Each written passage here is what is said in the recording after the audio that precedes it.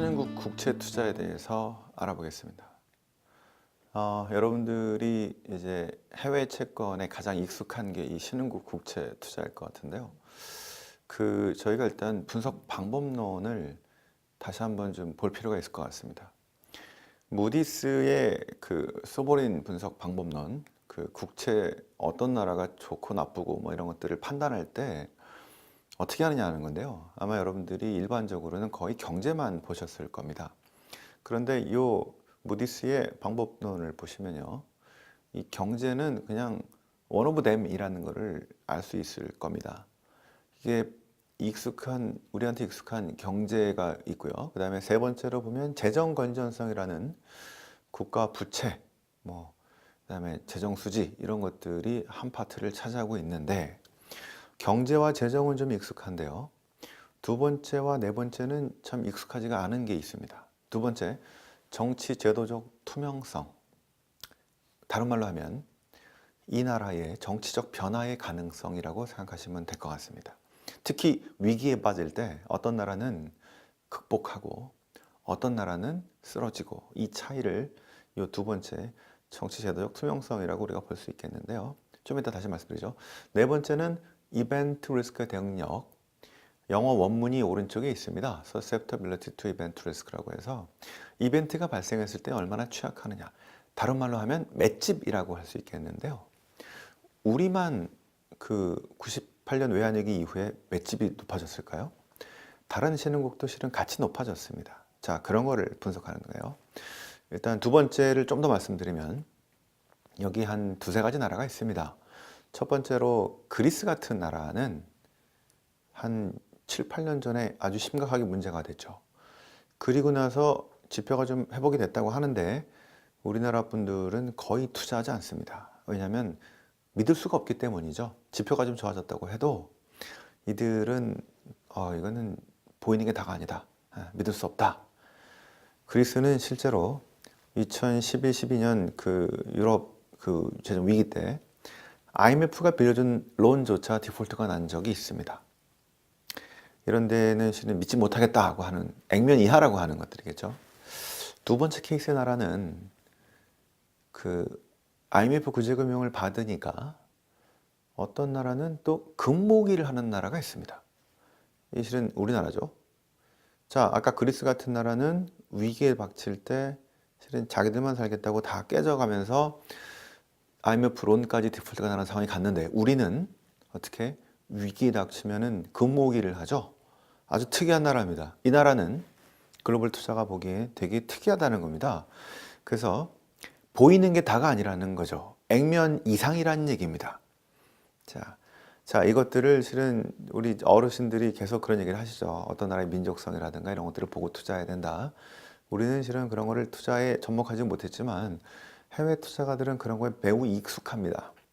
그래서 이런 나라는, 액면 이상인 이런 나라들이죠. 2016년에 우리나라의 신용등급이 경기가 아주 엉망이었는데도 불구하고 승급이 상향됐던 이유는 바로 이 두 번째 측면이, 정치 제도적 투명성과 문제 해결이라는 측면이 하이에서 베리 하이로 올라갔기 때문에 거의 선진국으로 인정한 겁니다. 자, 이런 나라들한테는 실은 투자할 때 좀 더 좋은 점수를 줄 수가 있겠죠. 자, 제가 이제 극단적인 상황을 말씀드렸는데요. 의지가 상당히 낮은 나라, 강한 나라. 일반적인 나라들은 이 중간에 있습니다. 여기서 어떤 쪽으로 몰려갈 것이냐에 따라서 실은 이 정치 경제 분석에 따라서 될 때가 있고 안 될 때가 있고, 이 타이밍을 잡는 게 되게 중요하다고 볼 수 있겠는데요. 자, 네 번째는요, 이벤트 리스크에 대한 대응력이란 말은 다른 말로 하면은 이 나라의 맷집이라고 생각하면 됩니다. 여기도 두 가지 나라가 있습니다. 2001년부터 8년까지 원자재가 되게 좋을 때 이 돈을 벌어서 있는 대로 다 써버린 나라들이, 파퓰리즘이 아주 강한 나라들이 중남미에 있는 5글자 나라들입니다. 그게 아르헨티나, 베네수엘라 같은 대표적인 나라들이죠. 이 나라들은 있는 대로 다 돈을 썼기 때문에, 모아놓지 않았기 때문에 원자재와 유가가 하락했을 때 바로 위기에 닥칩니다. 이런 나라들은 우리가 투자하기 상당히 어렵겠죠. 두 번째 케이스가 있는데요. 이 나라는 2001년부터 8년까지 원자재가 되게 좋을 때 이 돈을 다 쓰지 않고 모아놨어요. 자, 2001년에 200억 달러밖에 안 되던 외환보유고가 지금 3,600억 달러, 우리랑 비슷할 정도로 모아놓은, 그 다음에 국채가, 그 달러 국채는 예전에 많아서 자꾸 문제가 생기니까 지금 전체 국채의 3%만, 나머지 97%는 우리로 치면은 그 원화 국채 같은 로컬 통화 국채로 97%를 준비한 나라가 바로 아르헨티나 옆에 있는 브라질입니다. 자, 이 네 번째 카테고리는 뭐냐면, 이벤트는 언제고 오는 겁니다. 신용경색 또는 유가 급락 뭐 이런 것들은 한 해도 몇 번씩 올 수 있습니다. 그래서 같이 소나기를 맞으면 모든 신흥국들이 다 일단 가격이 떨어질 텐데요. 이럴 때 준비한 게 있고 준비하지 않은 게 있다는 얘기입니다. 준비하지 않은 베네수엘라하고 아르헨티나는 언제 쓰러져도 그건 이상하지 않습니다. 하지만 준비한 버팁니다. 그래서 그런 나라들을 유심하게 보는 거죠. 자, 4년이고 5년이고 버틸 힘이 있다. 그러면 도대체 언제 좋아질까? 그게 바로 두 번째 측면입니다. 시장이 원하는 변화가 언제 나올 거냐?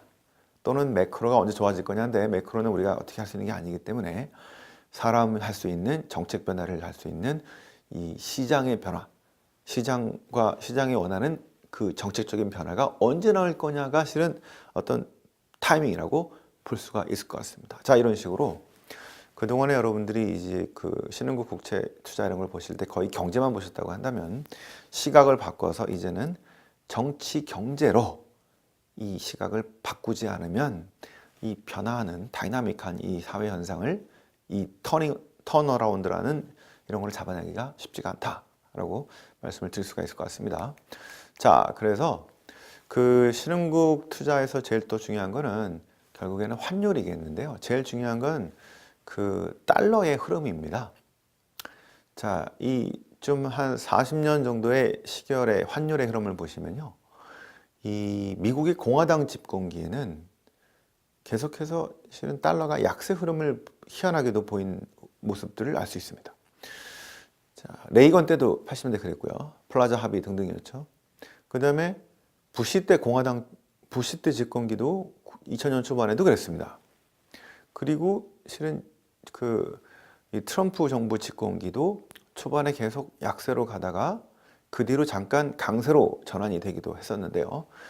이게 특이하게도 왜 공화당은 계속 달러의 약세 흐름을 좀 보여왔느냐?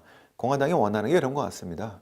기업 경쟁력을 살리기 위해서 달러가 강세보다는 약세를 좀 선호한다. 그래서 앞으로 이 전망을 우리가 강세나 약세나 이렇게 전망하기는 어려울 건데요. 이게 너무 한쪽으로 쏠리는 것들이 아니라 적정한 상황에서의 어떤 그 바운드 안에서 왔다 갔다 해준다면은 신흥국 국채 투자가 나쁘지 않은 상황으로 갈 수 있을 것 같다. 만약에 여기서 그 민주당 집권기처럼 쭉 해서 달러 강세로 간다 그러면은 신흥국 투자는, 채권 투자는 실은 상당히 어려울 것 같다. 이렇게 볼 수도 있을 것 같습니다.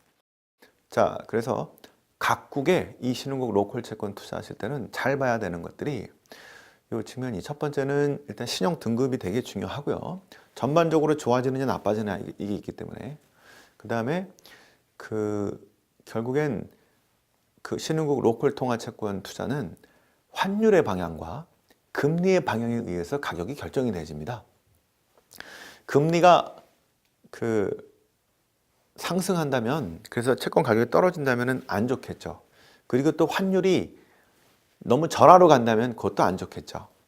자, 우리가 가장 좋은 케이스는 환율도 강세, 그 다음에 금리도 금리가 떨어지는 강세인 모습들을 제일 좋아하고요. 그게 아니라고 한다면 둘 다 그냥 유지되는 정도, 보합 정도의 수준을 그 다음으로 좋아합니다.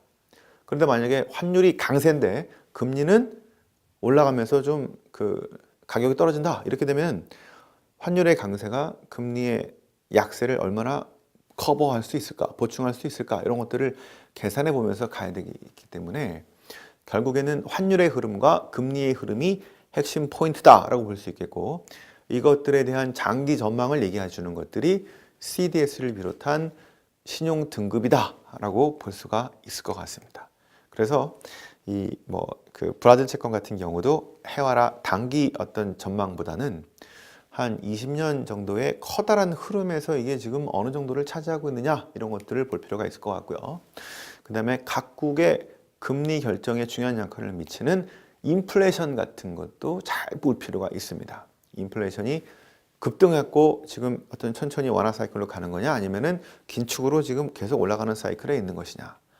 자, 그리고 그다음에 이 경제 펀더멘털이 외환 유동성은 많이 좋아졌는지, 외환 보유고는 이제 충분히 갖추고 있는지, 재정은 탄탄한지, 너무 많은 재정 적자로 부채가 막 늘어나질 않는지, 또 그 부채가 로컬 통화 부채인지 발권력이 있는 아니면 달러에 의존할 수밖에 없는 그런 나라인지 이런 것들을 분석을 해보면 이런 것들을 통해서 해외 신흥국 채권 투자하실 때 참고로 삼는다면 좋은 투자 수익을 거둘 수 있을 거라고 생각합니다.